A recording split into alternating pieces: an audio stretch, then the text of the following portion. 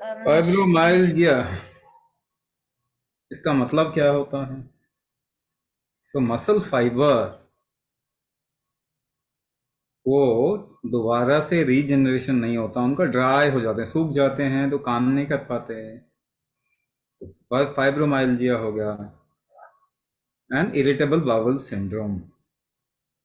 अच्छा, ये दोनों कहीं ना कहीं connected, these two are connected. How, कैसे कनेक्टेड है?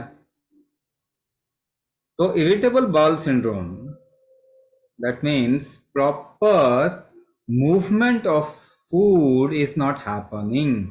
इरिटेबल बाउल सिंड्रोम में क्या होता है, भोजन का एक दिशा में जो फ्लो होता है ना, वो ठीक नहीं हो पाता, और दूसरा एब्जॉर्प्शन अच्छा नहीं हो पाता। नाउ एब्जॉर्प्शन अगर नहीं होगा, if absorption doesn't happen, your body will not get the nutrient it requires. इसको जो जरूरत है वो चीज नहीं मिलेगी, तो मसल फाइबर कैसे बनेंगे? ना, एक और चीज बताता हूं। आज के समय में मेटाबॉलिज्म सबसे बड़ी प्रॉब्लम है दुनिया की। ये मेटाबॉलिज्म क्या होता? The ability of your body to utilize food, भोजन इस्तेमाल करने की क्षमता आपके शरीर की।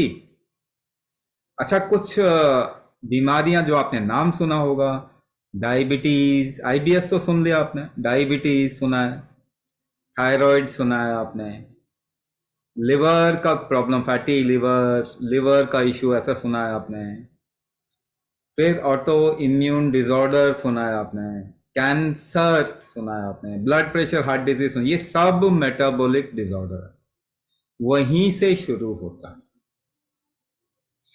तो केसेस ऑफ न्यूरोमस्कुलोस्केलेटल प्रॉब्लम, घुटने में दर्द होना, कमर का दर्द होना, स्लिप डिस्क, सियाटिका की problem, shoulder, frozen shoulder joint का इशू, आर्थराइटिस, रूमेटॉइड आर्थराइटिस, ये सब, स्कोलियोसिस, ऐसा नाम आपने सुना होगा। ये क्यों हो रहा है? इसके पीछे कारण क्या है? Metabolic disorder. ये सब बढ़ रहे हैं दुनिया में। तो कौन सी दवाई है जिससे आपका शरीर खूब अच्छे से भोजन को यूज करने लगेगा?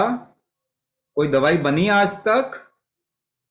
ना बनी, ना बन सकती, क्योंकि ये आपके शरीर की शक्ति है, स्ट्रेंथ है, क्षमता है। आपके शरीर की शक्ति किसी दवाई से नहीं बढ़ती। खाना खाने से, भोजन करने से बढ़ती है क्या आपके शरीर की शक्ति? तो याद कीजिए, आप कितनी उम्र के हैं? 40 साल, 50 साल, 60 साल? इतने साल भोजन किया आपने, तो आपको तो सुपर ह्यूमन हो जाना चाहिए था, अगर आपकी शरीर की शक्ति बढ़ती तो, है कि नहीं? 40-50 साल भोजन करने के बाद तो फिर आपको सुपर ह्यूमन हो जाना चाहिए था, पर आप तो नहीं बने, कमजोर ही होते गए। ठीक है ना?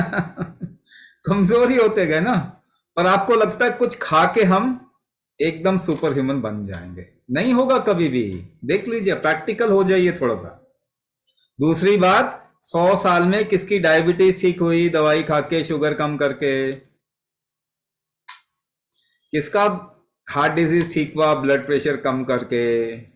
एक तो एग्जाम्पल बताइए।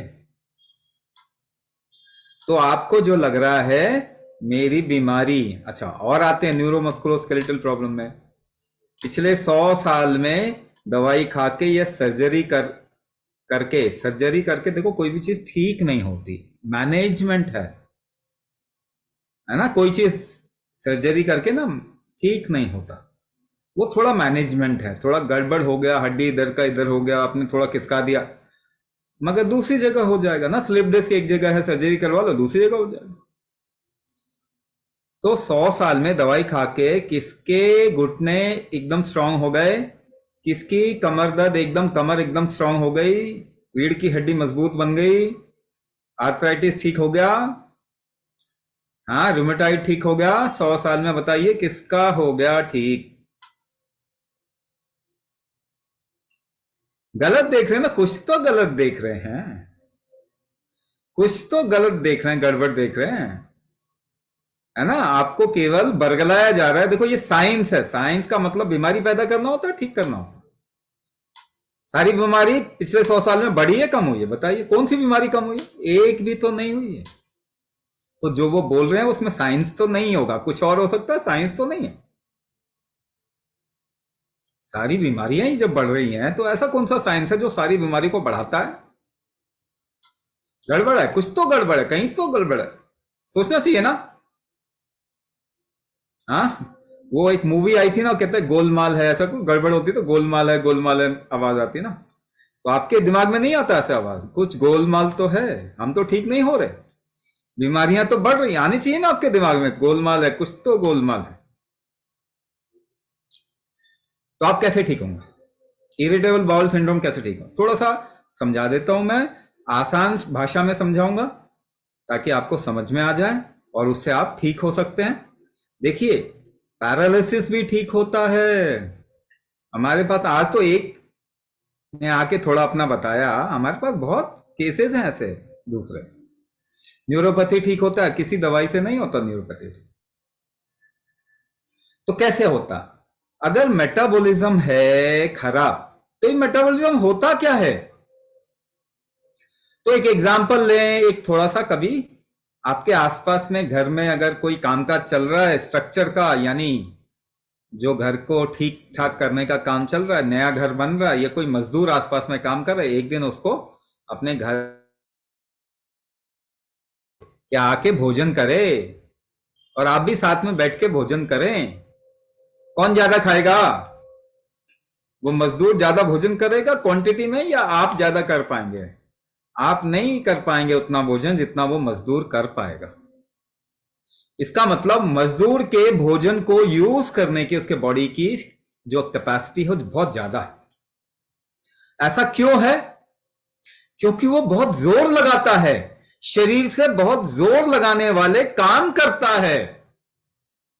तो जोर लगाने के कारण उसका मेटाबॉलिज्म बहुत स्ट्रांग है। आप कुछ भी खिलाएं वो पच जाएगा, उसको आपको चूज करना पड़ेगा, नहीं ये नहीं, ये नहीं पचता मुझे, ये नहीं, है ना, थोड़ा इतना ही खा सकते हैं। तो जोर कैसे लगाते हैं? जोर कैसे लगाते हैं बताया ना अभी वेबिनार में, बताया कि नहीं? जोर के लगाओ जरा, उंगलियां फंसाओ जरा, जोर खींचो, कैसे जोर लगाते हैं सांस रोक के, बताया? धक्का दे के देख, कोई भी जोर लगाना, चलना उठना बैठना, वेट उठाना, नाचना गाना, कोई भी जोर लगाना आपको, तो कैसे लगाते हैं? कुंभक से लगाते हैं। तो कुंभक से मेटाबॉलिक स्ट्रेंथ इंप्रूव बढ़ता है, तो आपके भोजन को इस्तेमाल करने की कैपेसिटी बढ़ेगी कुंभक करने से। फिर आपके बॉडी को न्यूट्रिएंट मिलेगा, सारी डेफिशिएंसी चली जाएगी, विटामिन की कमी, मिनरल की कमी, ये नहीं हो रहा, वो नहीं हो रहा, सब खत्म होगा। फिर क्या होगा?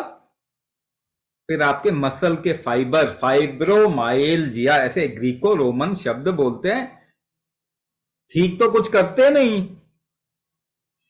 तो फाइब्रोमाइल्जिया, जब मसल का रीजनरेशन वापस शुरू होगा, आपका मेटाबॉलिज्म ठीक होगा, तो आपके शरीर में अलग अलग टिश्यूज बनने शुरू होंगे। रस, रक्त, मांस, मेद, अस्थि, मज्जा, शुक्र, सभी टिश्यूज बनेंगे, तो मसल भी बनना शुरू होगा और फाइब्रोमाइल्जिया ठीक हो जाएगा। दूसरा पक्ष है irritable bowel syndrome, IBS. IBS का मतलब होता है एक डायरेक्शन में फ्लो और एब्जॉर्प्शन, दो चीज नहीं हो रही। फ्लो कैसे होता है एक डायरेक्शन में? हमारे शरीर में हर चीज एक ही दिशा में चलती है। जैसे भोजन एक ही डायरेक्शन में जाता है, आप ऊपर से खाते हैं, ऊपर से नहीं निकालते, दूसरी तरफ से निकालते हो ना, तो एक ही दिशा में फ्लो। अगर उल्टा हुआ तो बीमारी, प्रॉब्लम। खून एक ही डायरेक्शन में फ्लो होता है, उल्टा फ्लो हो गया तो प्रॉब्लम। हार्मोन एक ही डायरेक्शन में फ्लो होते हैं। लिम्फेटिक फ्लो जो होता है ना, लिम्फ, सेलुलर वेस्ट, आपके शरीर की कोशिकाओं की गंदगी, वो भी एक ही डायरेक्शन में फ्लो होती है। हर चीज आपके शरीर में एक ही दिशा में फ्लो होता है।